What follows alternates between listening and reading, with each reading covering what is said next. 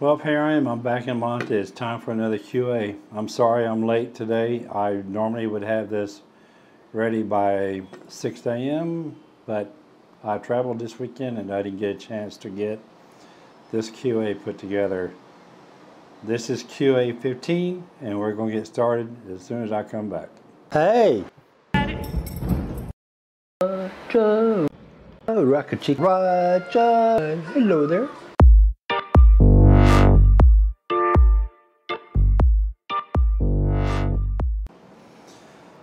So before I get started doing this QA, I want to say a couple of things.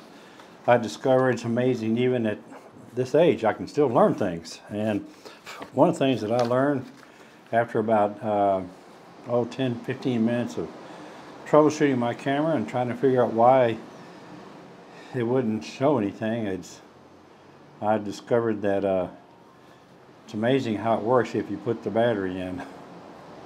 I had the battery was in the charger and I forgot.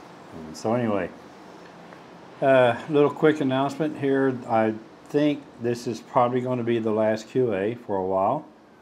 This is QA 15. That's 150 questions that people have asked. You people have asked. And I'm running out of questions, and if after this session, if I didn't answer your questions, please submit them in the comment section again, and we'll answer them, and I'll answer them online for you. So in the meantime, I'll be working on some other content. I am back in Monte now, and I'm going to be here until May, after which point I'll be moving to Cuenca. So there will be a video later this week about my thoughts in regards to the differences between Monte and Quito. So let's get started. This is a good one too, by the way. I'm going to read a bunch of it. So here we go. The first question from Salone Coleman. My concern about Monte and the tropical coastline are the diseases, the earthquakes, and the heat. Could you comment on these three things, please? Okay, Salone. In regards to the diseases, I found a website. I did some research for you, and I'm going to put a link to this website. It's called indexmundi.com. I'm going to put a link in the description below, okay, so you can go and read for yourself. But there are two types of diseases that I found that seem to be pretty prevalent in this area, just based on what I read just this morning. And that is food and waterborne diseases, which include bacterial diarrhea, hepatitis A, and typhoid fever. And then there is the vector-borne diseases acquired through the bite of an infected arthropod, like mosquitoes.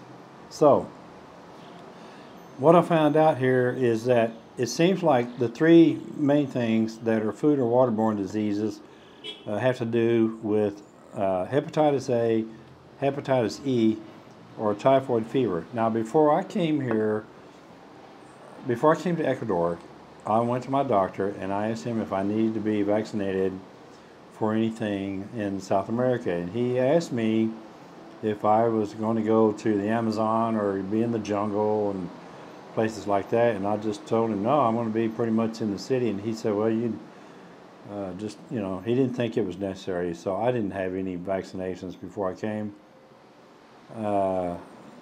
So I'm not telling you, I'm not advising that you don't get any of these vaccinations, but please, I am advising that you talk to your doctor. I feel comfortable giving that advice, okay? Talk to your doctor. The other vector-borne diseases acquired through the bite of an infected arthropod include malaria and dengue fever. Dengue or dengue fever. Both of these are mosquito-borne diseases. Oh, and the third one is yellow fever. All of these are mosquito-borne diseases. You need to talk to your doctor about this, okay? Not Don Shader.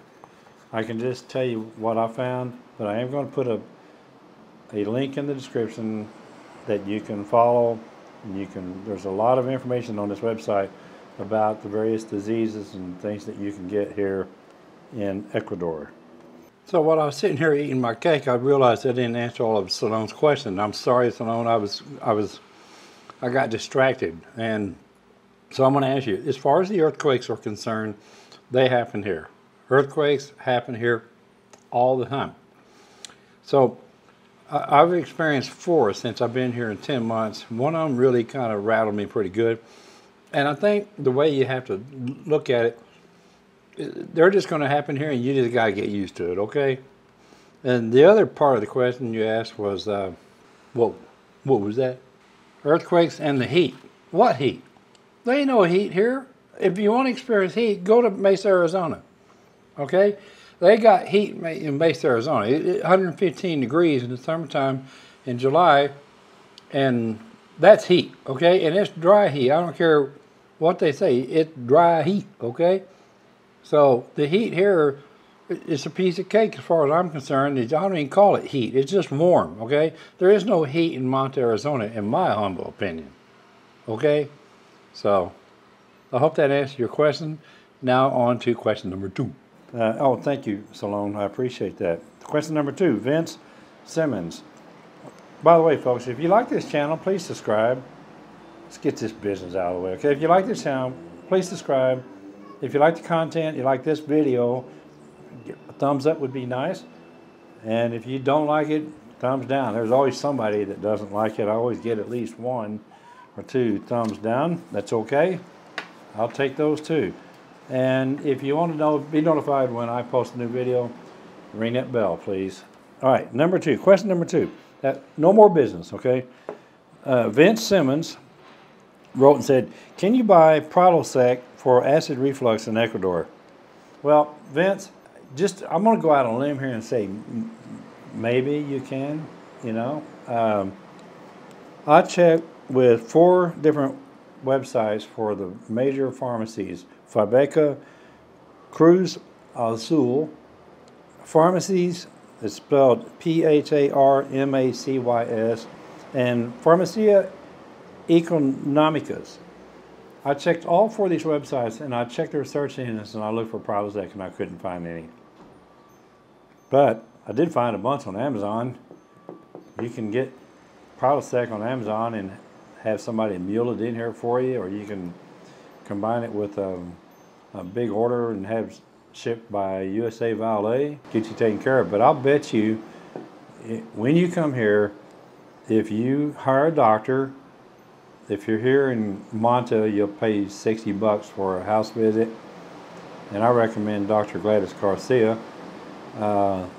If you're in Cuenca, there is a doctor, oh boy, I can't remember his name. I'll put it in the description, okay? There's a doctor that I met in Cuenca. He charges $40 for a house visit, and either one of these doctors will be happy to talk to you about acid reflux and how they treat it here in Ecuador, okay? So, I'm thinking that you can probably get it here, but I can't find it right now. I would just have it shipped with Amazon, you know. But anyway, there is another website that I'm going to put in the description below in regards to this question, and it is EcuadorAbroad.com, medication in Ecuador, everyone else is wrong.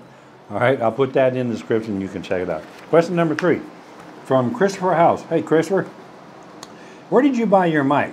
And what GoPro model will you use for future videos? Also, how do you edit your content?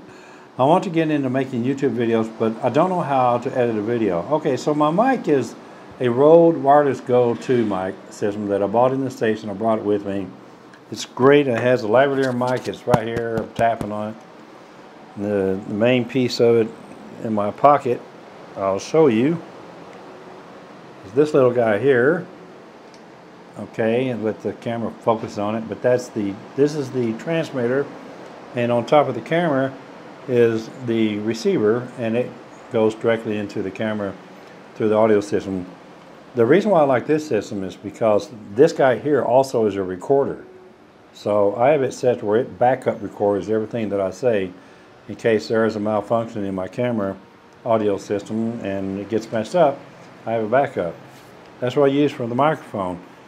The GoPro, which I just recently bought. I bought it from Amazon, had it milled into here by a friend. It's the Hero 8. I don't use it for these videos here. I use it strictly for in the field stuff, walking on the streets and stuff. You'll see some more of those here coming up real soon. And you have a chest strap that I put on a harness, and I can just have it sitting right here, and I can just walk around, and that's what I use. Now, as far as telling you how I edit my content, oh my God, we don't have time for that. But let me tell you, you got to do it like I did. And when I came here, I didn't know anything about editing videos. I did some videos for my other channel, my private channel that I have motorcycle videos and stuff like that on, where I'd hooked a GoPro up to my windshield, and I just used iMovie on my MacBook Pro, and I didn't do anything fancy. And all I did was just have I just put all my clips in that program and exported it as an MP4, I believe, and that was it. Now it's a little bit more complex than that. I use DaVinci Resolve for some of my editing. I use Wondershare Filmora 11, which I'll probably stop using because I had to pay for it. I mean, I don't mind paying for it, but I don't think it's, for the money, I don't think it doesn't even come close to DaVinci Resolve. But DaVinci Resolve is very complex, and I'm still training for it. Eventually, all of my videos are going to be edited in DaVinci Resolve unless I hire somebody else to do it for me, and then I don't care what they use as long as I get the results. But I got to tell you, when I came here, I didn't know much about editing. I didn't know much about videography. I didn't know how to do YouTube channels. I didn't know how to do any of this stuff. I just dived in and started learning it. And you can watch other YouTube videos if you want to get into this, and when you come to Ecuador, if you want to get into it, hook up with me and I'll show you. I'll show you how I do it, and I'll share my knowledge with you. Maybe you can teach me something. So, okay. Question number 4, Jay Abelgard. Hi, Jay. I don't know what the J stands for because he just did J period, but anyway, I'll say J. Another question about insurance. Do you have normal home insurance covering furniture, laptops, clothing, jewelry, music, etc.? Simply everything you have inside your house. No, I don't. I don't have any, like, I guess here this would be renter's insurance. I don't have any. I haven't even thought about it. The buildings here are all concrete. I don't know what could burn here besides maybe furniture. But I think that probably maybe when I get into a more permanent location, I'll look into it. I do know it's available here. I'll put a link in the description to Blue Box Insurance, and you can check with them and see. But I do know that it is available here, and you can just go online and look up for any household insurance company here in Ecuador, and there are lots of sources for it. Question number 5 from Joanne. Are there newspapers there in English, or do you have a website in English for local news? Yes, there are 2 that I follow. One is called eluniverso.com. I'll put a link in the description to their website. And then the other one is Cuenca High Life. I think the reason why I like Cuenca High Life is because it's in Spanish, but there's a lady that interprets it all for you, and she throws in some commentary from time to time. I do want to say that probably with both of these sites, you read it with an open mind. Don't take what you read to the bank and expect that everything you see is the truth. You know how it is, folks. I mean, nowadays you can't hardly believe anything from the news media. But I do get a lot of information. I get information about the pandemic. I get information about the economy. I get information about the borders and how people are getting in and out and all this kind of stuff. And I find it useful. Okay? I put another link in the description to Expats Magazines. This is out of Cuenca. There is a a magazine that's pretty popular here, that's based there. I met Ed Lindquist, the editor of that magazine, while I was in Cuenca, and it's an online magazine, and then they, plus you can buy it in the Mega Maxi, Super Maxi here in Cuenca. Don't know, I think he said that they're not actually publishing the physical magazine, but they will resume it pretty soon, okay? And then Joanne also asked me, are the mosquitoes bad in Manta? I know you have your balcony doors open, so maybe not. I haven't been bitten by a mosquito yet. I've been here 10 months now, and I have not been bit by a mosquito. I know they're here, but I also know that Manta sprays for them. And one of my videos, I did a little short clip of the truck that goes by and sprays for the mosquitoes, and I'm telling you, when they come by and they're spraying, you know they're out here. They fog the whole neighborhood with this stuff. But I know there's mosquitoes here. People tell me about them all the time. They sell mosquito repellent in the stores. But me personally, I have not been bitten by one. Now, I'm not saying that they're not here. I have not been bitten by a mosquito. That doesn't mean that mosquitoes are not here. You hear about it all the time, about there being mosquitoes here, but it's not been a problem for me. Maybe they don't come up to the 9th floor, I don't know. But even when I'm downstairs and wearing my shorts, I haven't been bothered by mosquitoes yet. Maybe they just don't like me. They see my old wrinkled up, raggedy old skin, they probably think they probably can't even poke that.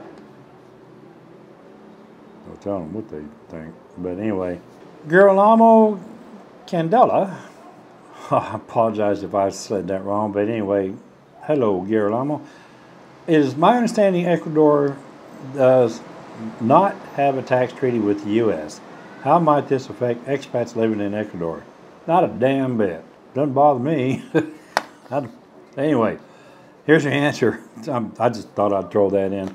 The U.S. and Ecuador do not have a tax treaty, so double taxation is a possibility. It's best to talk with a tax professional who can help you save the most money when filing your U.S. taxes abroad. This is from a online magazine called Greenback Tax Services. I'll put a link in the description. And this paragraph that I just read was from July 15, 2021. So I'm sure things can change since then. Who knows? I do know this. I'm not a tax expert. I'm not going to advise you on this, but there are some forms, some IRS forms, that need to be filled out when you file your tax return to let the IRS know that you are in another country, and that will help you avoid double taxation, okay? They need to know, you need to know about them, they need to know about you, everybody needs to know about everybody. That's just open that link that's in the description from Greenback Tax Services. And there's another one that I'm going to post in there called taxesforexpats.com. It's pretty good reading. It's easy to read. So open up those links, read the information, and you'll probably have a better answer than what I'm giving you right now. Okay? Sorry, I just belched, but I kept it in, okay? Bet that smells good. Glad there's nobody up here. Akira Yamada, or is that Yamada? Akira Yamada. Do the Ecuadorians celebrate Halloween and Christmas like in the U.S.? Yes, mostly for children. So my best answer is from my friend Socrates Parra, P-A-R-R-A. He's an Ecuadorian. He's here, I think he's here in the country now. Maybe he's in the U.S. I don't remember. But anyway, I'm going to read what he said, okay? It's a short little 2 paragraphs right here. As any commercially savvy country, yes, Christmas here is huge no matter if Christian or not. Since Catholicism is widespread in Ecuador, as most Latin countries, people celebrate Christmas with usually a family dinner, gift exchange. Some go to Mass late in the evening to local church and bring a figure of baby Jesus to get it blessed, to put in their home, nativity scene, etc., etc., etc. And I was told by a friend of mine that traditionally on Christmas Eve, they eat dinner like at midnight, which I don't see myself ever doing. By midnight, I've already been asleep 3 hours and already been to the bathroom once. They eat at midnight, and then they go to Mama's house and celebrate and do the gift exchange and all this stuff in the middle of the night. I don't understand why they don't do it in the daytime. Ecuadorians like to be up late. God bless them. Not me. I'm gonna be asleep at that time. As for Halloween, it has no real meaning apart from being a publicity stunt to get people to buy things. The part of going out to ask for candy in Ecuador only happens with people living in closed gated communities, hence they are safe for potential crime. There's that damn crime thing again. This is Latin America after all. Crime happens. Okay, well, that wasn't necessary, but anyway, thanks anyway, Socrates. But folks, don't be afraid to come here because one person here says crime happens. Happens every country in the world. Most young adults go out in costumes to public places and venues for parties on Halloween. October 31st also happens to be the National Coat of Arms Day, so the schools also celebrate that, but it's less common nowadays. Societies in Latin America have absorbed most American holidays at least as a commercial device to stimulate sales every quarterly period of the year. That's my best answer on that. Question number 8, Luke Earthwalker. Hi, Luke. Every video I've seen of Manta shows very little pedestrian activity. Does it come alive at night or ? Yes, it comes alive at night. Very much so. Go down to the Barranquilla area, especially on the weekends. It's very much alive. The Flavio Reyes, the traffic up and down Flavio Reyes, all the people in their cars and the hoods are up and the music playing, wide open, lots of activity. Same thing in Cuenca. So it's like, it's one thing I notice about Cuenca is people are really either sleep late or they just don't get out until like mid-morning. I notice that a lot, but they do get out. I get up early and I'm out early, and that way when you see my videos, a lot of times you think there's nobody around. But no, that's not true. There's nothing further from the truth. There's lots of activities going on. Thanks, Luke. Number 9, question from Dusty G. One big question I have before our move to Manta in a couple years pertains to retired military expats. Have you or do you know of others that are in this category, and how are VA services dealt with, specifically with refilling prescription meds? Between my monthly payments from VA disability, 80%, Social Security disability, 100%, military retirement when I turn 59, I'm figuring we should be able to live quite comfortably. I'm 52, the wife's 42. Do you know if there might be a niche group for retired military expats, so I'm not having to reinvent the wheel in this matter? If not, maybe starting one is my calling. Thank you for what you do. Thank you for doing what you do. You're welcome, Dusty. Yes, there are lots of retired veterans here. I'm a veteran.